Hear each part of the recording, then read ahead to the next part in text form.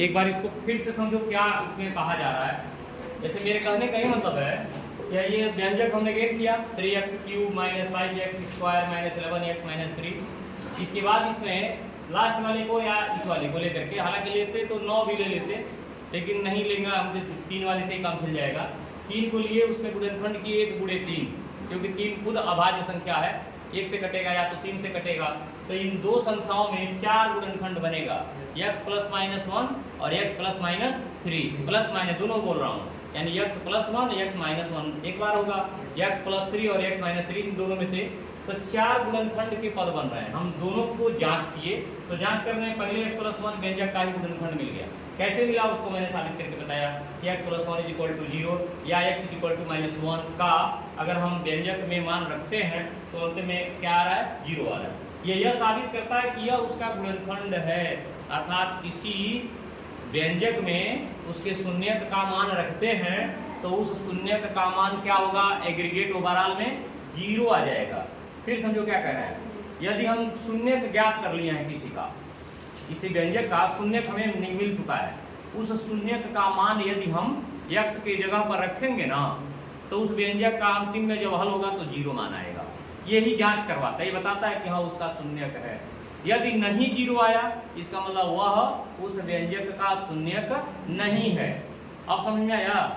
एक सवाल ऐसा भी तुम लोग के पास जाएगा कि व्यंजक दे दिया जाएगा, शून्यक दे दिया जाएगा और कहा जाएगा साबित करिए या सत्यापित करिए कि दिए हुए शून्यक ही इस व्यंजक के शून्यक हैं, यानी जो इसमें, हाँ सब पहला उसमें क्वेश्चन कुछ मिलेगा। तो ऐसे सवाल भी हैं, लेकिन हम जो लगा रहे हैं क्योंकि हम समझाना चाह रहे हैं कि बड़ा वाला पहले हल कर लो, छोटा तो अपने आप आ जाएगा।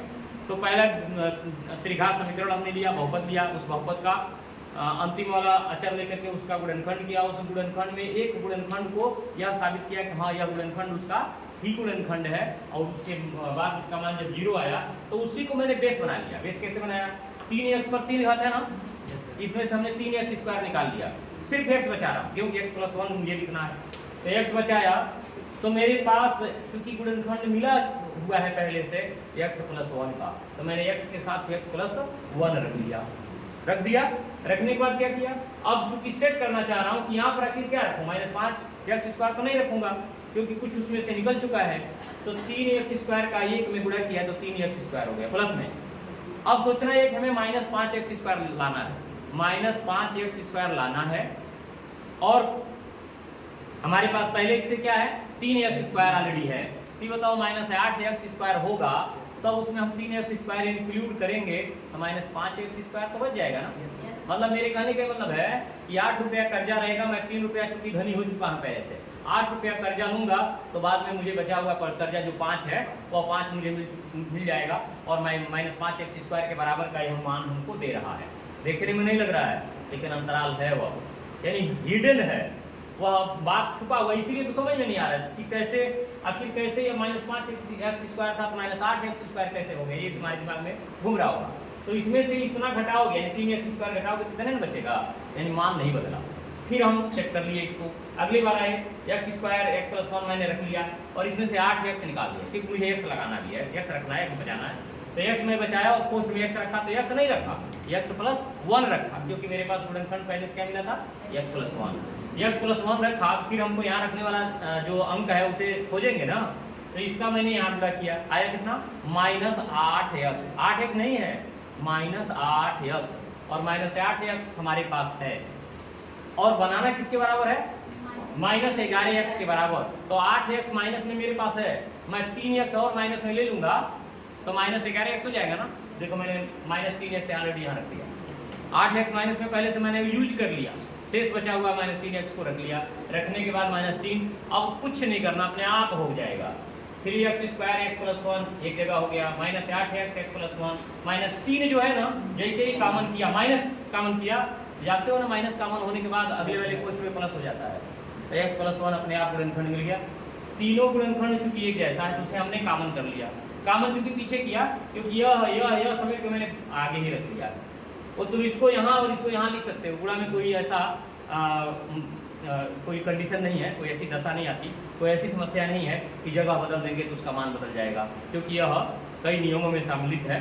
गुणा का क्रम विनिमय नियम में भी है, a × b और b × a बराबर होता है, चाहे हम 2 में 3 का गुणा करें, चाहे 2 में, चाहे 3 में 2 का गुणा करें। 2 तिहाई भी 6 होता है, 3 दूनी भी 6 होता है, 5 दूनी भी 10 होता है, 2 पचे भी 10 होता है। इसका मतलब गुणा में कोई चिन्ह जगह बदलने पे कोई मान में परिवर्तन नहीं आता, तो यहाँ हमने जगह बदल दिया है।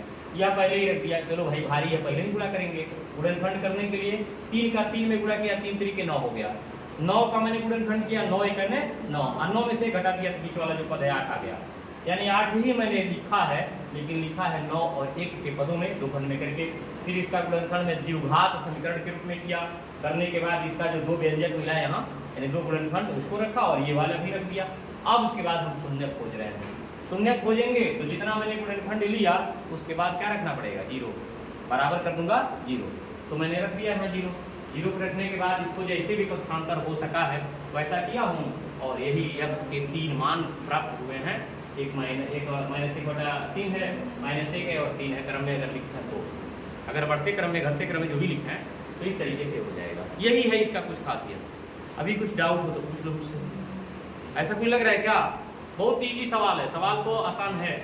इसका एक और तरीका मैं बताया था, मान लो तुम नहीं लगा पा रहे भाई जो तुम प्रॉब्लम हो रहा है तो क्या करोगे, x + 1 से इसको काट दोगे। मैं यहाँ इतने ही बता रहा हूँ, थोड़ा सा समझना, उतने ही समझा दे रहा हूँ। x + 1 लिए और लेने के बाद इसको यहाँ अंदर रखे, 3x³ - 5x² - 11x -3। ऐसा करने के बाद इसको मैंने क्रॉस किया, इसको डिवाइड किया, तो डिवाइड करने में आ गया 3x²। इसको इसमें गुणा किया, 3x², 3 अंक में चला गया और यहाँ बचा +3x²। ये माइनस हो गया, ये माइनस हो गया, इसको मैंने काट दिया। माइनस माइनस कितना बचा, यहाँ देखो मैंने 8x लिखा। यही वो जाता है वहाँ, जैसे ये वास्तव में यूक्लिड लेमा की तरह हो गया है। अब यह 8x यहाँ हुआ, -11x हो गया, तो -8x ले रहा हूँ, लिया तो -8x² हुआ। इसका इसमें गुणा किया तो हो गया माइनस, प्लस माइनस है ना, तो -8x। ये क्या हुआ, प्लस, ये क्या हुआ, प्लस, ये खत्म। और इस 8 मैंने 11 में से 8 घटाया, कितना बचा, -3x। देखो मैंने लिखा है -3x, और -3 यहाँ लाया, -3 यहाँ किया, हो गया -3x -3, ये भी प्लस कट गया। और हमको जो ये होना चाहिए, x + 1 एक कोष्ठ में 3x² - 8x - 3। अब जब ये मिल गया ना, तो यहाँ देखो ना क्या है, ये तो है भाग में, देखो उसको यहाँ तक मैं लाया हूँ, इतना भाग का पोर्शन है। अगर नहीं समझ में आता है तो उस तरह भी करके लगा सकते हो। अगर ये हर पर लगा लोगे ना, तभी ये तुम्हारा सेट हो जाएगा। जो मैं सेट आने वाला काम कर रहा हूँ, शेष यहाँ रखते हैं, जो शेष बचेगा वो यहाँ रखेंगे। देखो शेष में पूरा मैंने रखा है, अगली बार शेष बचेगा तो यहाँ रखेंगे। जो शेष बचेगा उसको भाग वाला ला करके इसमें रख लेंगे। तो शेषफल परमेय विधि से, बिना भाग विधि से, शेषफल परमेय विधि से भी तुम उस तरीके से आसानी से हल कर सकते हो। ये तुम्हारे ऊपर डिपेंड करता है कि कैसे हल करना चाहिए। यानी भाग की सहायता से शेषफल परमेय के युक्तियों से तुम उसकी गणना आसानी से कर सकते हो। अब हो गया ना, अब तुम्हें लग रहा है कि समझ में आया होगा, उतार लीजिए।